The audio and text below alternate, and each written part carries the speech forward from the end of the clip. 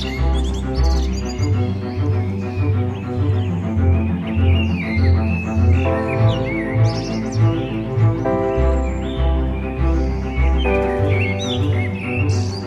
किशन, आराम से चलो भाई, कहाँ भाग रहे हो इतने जल्दी में? नहीं हरी, राजकुमारी आ गई होगी नदी के पास। चलो जल्दी जल्दी।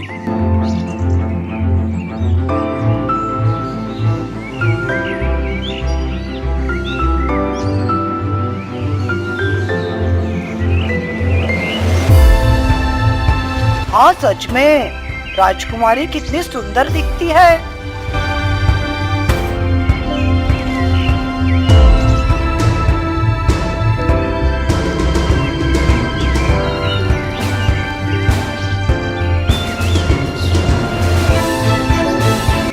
अरे किशन भाई, वही राजकुमारी हो? तुम क्या राजकुमारी से प्रेम करते हो क्या? हाँ भाई, करता तो हूँ। अरे भाई, प्रेम करते हो तो छुप छुप कर क्यों देख रहे हो? जाओ राजकुमारी के पास, बातें करो उनके साथ, उन्हें बताओ कि तुम्हारे दिल में उनके लिए प्रेम है। अरे नहीं नहीं, ये संभव नहीं है। देख, मैं एक गरीब मजदूर, बड़े राज्य की राजकुमारी, हमारा मिलन कभी संभव नहीं हो सकता। इसलिए मैं सिर्फ उन्हें देखकर ही मेरे दिल को मना लेता हूँ।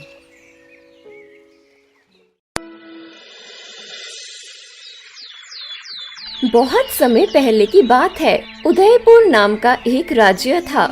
राज्य में चारों ओर हरियाली थी। अनाज और पानी की राज्य में थोड़ी भी कमी नहीं थी।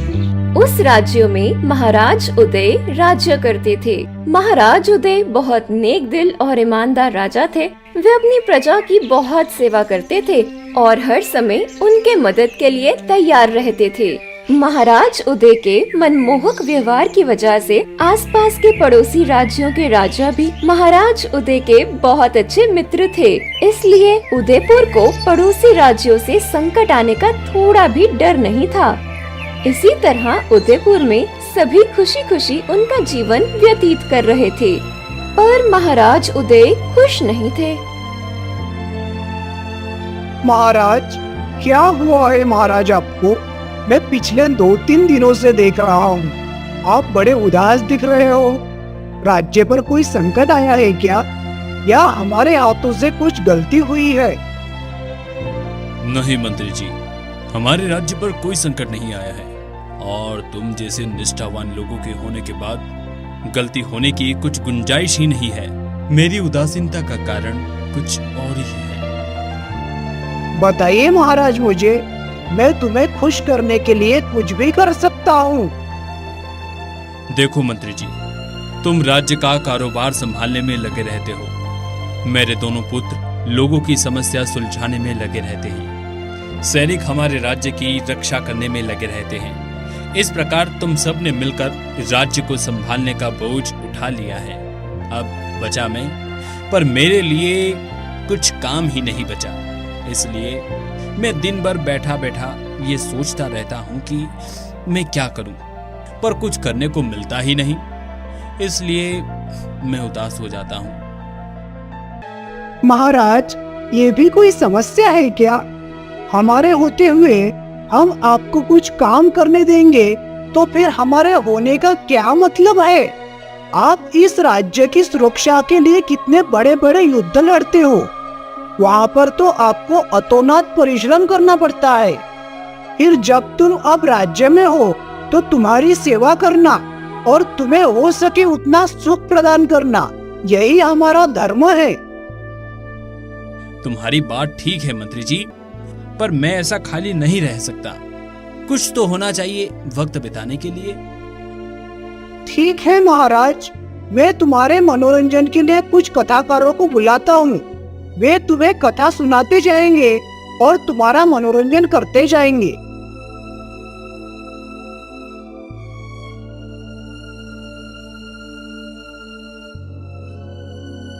फिर मंत्री जी एक कथाकार को महाराज के पास भेजते हैं।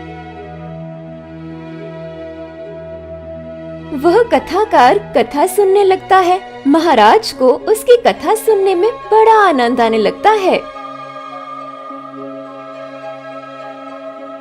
महाराज बड़ी रुचि दिखाकर उसकी कथा सुन रहे थे, पर कुछ ही देर बाद वह कथा समाप्त हो गई और वह कथाकार वहां से चला गया। फिर महाराज और उदास हो गए और मंत्री जी को और कथाकारों को बुलाने के लिए कहा। मंत्री जी ने और कथाकारों को बुलाया। अब महाराज दिन भर कथाएं सुनते थे।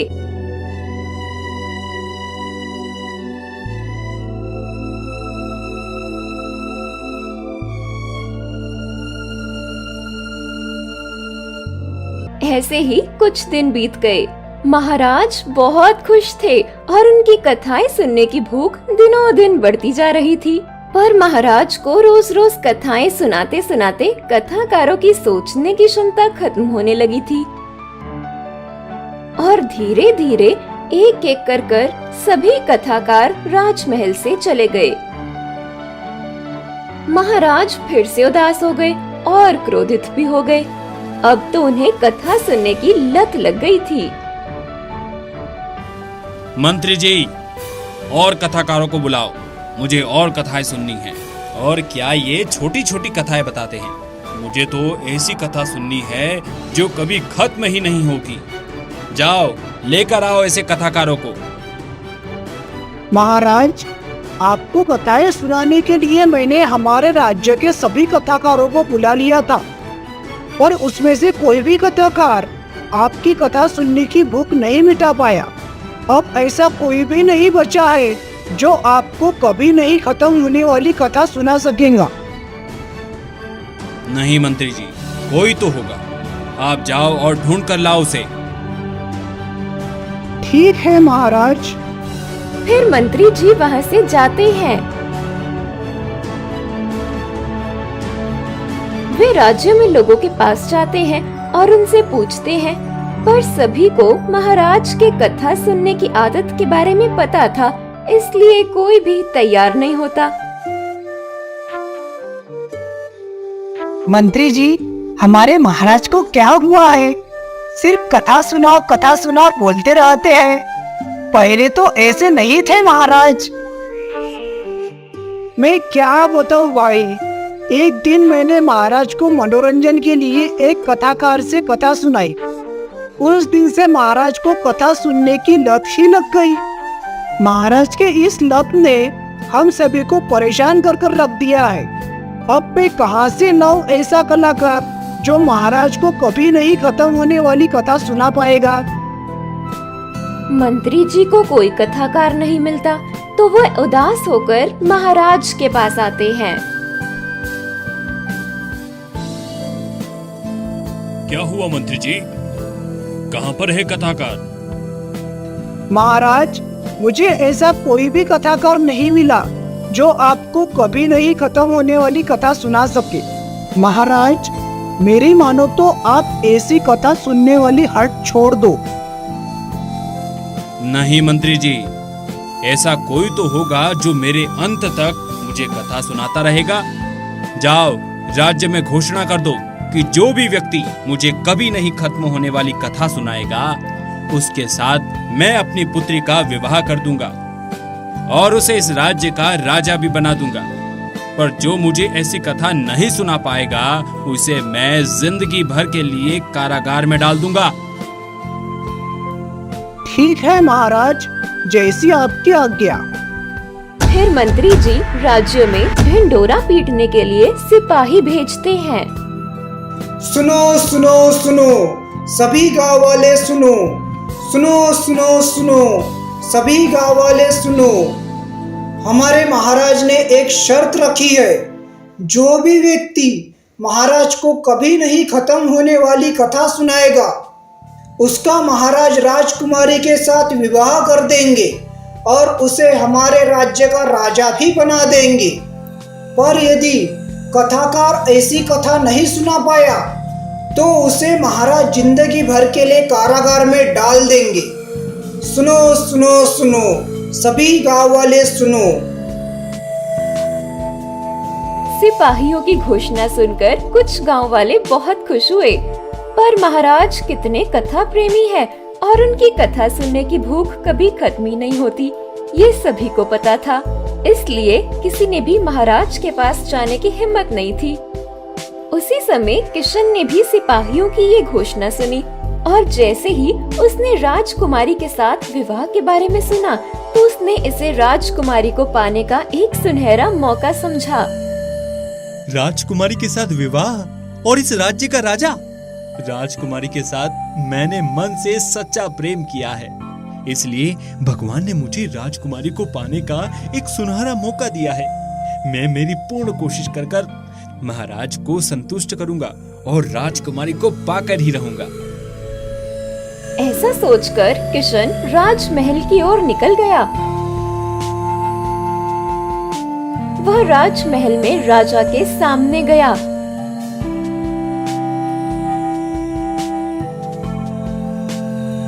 प्रणाम महाराज, मैं किशन।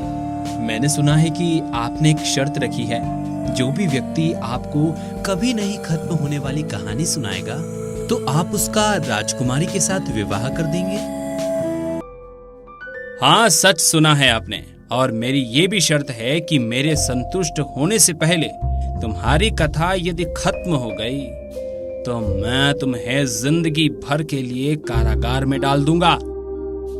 किशन बहुत ही बुद्धिमान और चालाक था।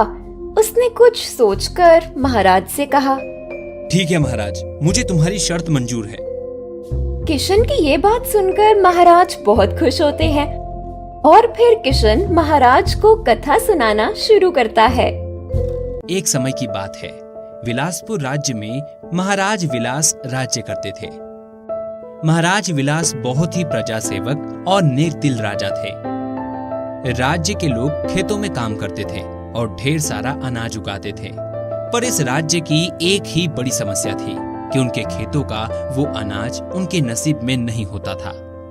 हर साल उनके अनाज पर टिड्डी दल का हमला होता था और उनका सारा अनाज टिड्डी दल खा जाता था। इस टिड्डी दल से तंग आकर महाराज विलास ने एक दिन राज्यसभा बुलाई। मेरे प्रिय गांव वालों और मंत्रीगणों, मैंने इस टिड्डी दल से निपटने के लिए कुछ करने का सोचा है। यदि तुम सब लोगों की सहमति होगी तो मैं आगे बढ़ूंगा। महाराज, हमें तो इस टिड्डी दल ने पूरी तरह से परेशान कर रख दिया है। हमारे पास खाने के लिए अनाज भी नहीं बचता। यदि तुम कुछ करोगे तो हमारे लिए अच्छा ही करोगे, तो आगे बढ़ो महाराज। ठीक है मंत्री जी, गांव के कुछ दूर पर जंगल में एक बड़ा गोदाम बनाया जाए। इस पर टिड्डी दल आने से कुछ दिन पहले ही सभी किसान अपनी फसल काट लेंगे और अनाज को बोरियों में भरकर उस गोदाम में रखेंगे। टिड्डी दल हमारे खेतों पर और घर पर हमला करता है। गोदाम जंगल में होने के कारण उन्हें गोदाम का पता नहीं लगेगा। उन्हें अनाज नहीं मिलेगा तो वो चुपचाप वापस चले जाएंगे और हमारा अनाज बच जाएगा। महाराज की आज्ञा होते ही उन्होंने जंगल में एक बड़ा सा गोदाम बना लिया। गोदाम बहुत मजबूत था, इस वजह से वहां अनाज को पानी या कीड़े लगने की संभावना नहीं थी। सभी किसानों ने अपना अपना अनाज बैलगाड़ी में भरकर लाया और गोदाम में रख दिया।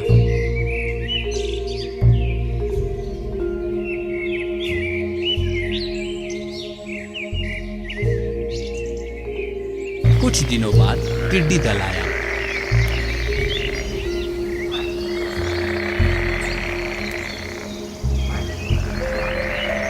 वो खेतों में और गांवों में इधर उधर अनाज के लिए घूमे, पर उन्हें कहीं भी अनाज नहीं मिल रहा था। पूरा टिड्डी दल सोच में पड़ गया।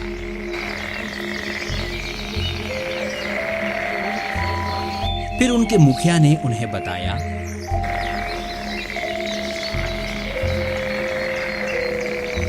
और टिड्डी दल 4 टुकड़ों में बढ़ गया और गांव के चारों ओर अनाज खोजने लगा।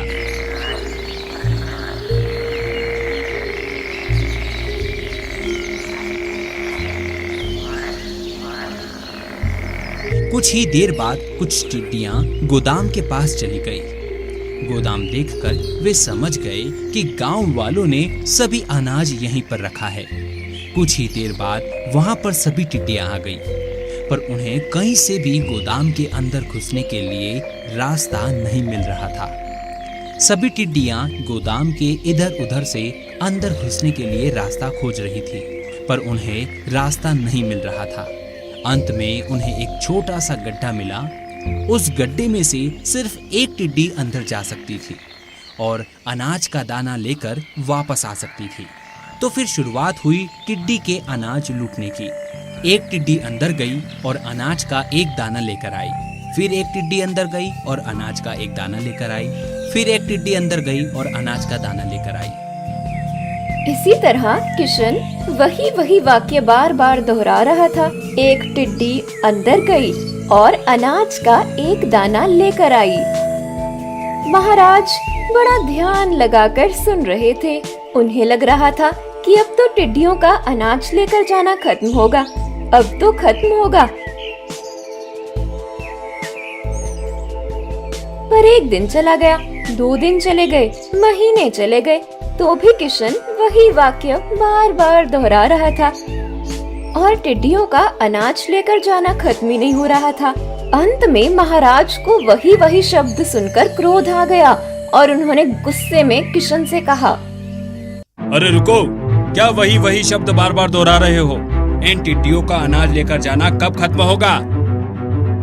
महाराज, एक टिड्डी जाती है और अनाज का एक दाना लेकर आती है। अब सोचो उस गोदाम में कितना सारा अनाज है, फिर इतना सारा अनाज लाने में टिड्डियों को कितना समय लगेगा। अब टिड्डियां पूरा अनाज लेकर चली जाएंगी, तभी मैं कहानी को आगे बढ़ा पाऊंगा। महाराज किशन की चालाकी समझ गए और ये भी समझ गए कि ये कथा कभी खत्म ही नहीं होने वाली है। और उन्हें ये भी समझ आ गया कि और कथा सुनाओ कह कर उन्होंने सभी को कितना परेशान कर दिया है। किशन, मैं समझ गया कि तुमने बड़ी चालाकी से मुझको फंसा दिया। ये कथा कभी भी खत्म नहीं होने वाली है। मेरे शर्त के मुताबिक तुम जीत गए। मैं अभी तुम्हारा मेरी पुत्री के साथ विवाह कर देता हूँ और तुम्हें इस राज्य का राजा बना देता हूँ। महाराज की ये बात सुनकर किशन बहुत खुश हुआ। फिर महाराज ने धूमधाम से राजकुमारी का किशन के साथ विवाह कर दिया और किशन को उस राज्य का राजा बना दिया।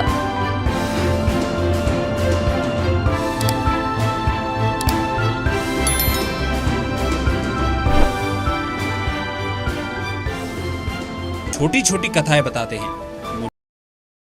हाँ तो दोस्तों, अगर वीडियो अच्छा लगा तो वीडियो को लाइक करें और चैनल को सब्सक्राइब जरूर करें, क्योंकि बहुत मेहनत से वीडियो बनती है। धन्यवाद।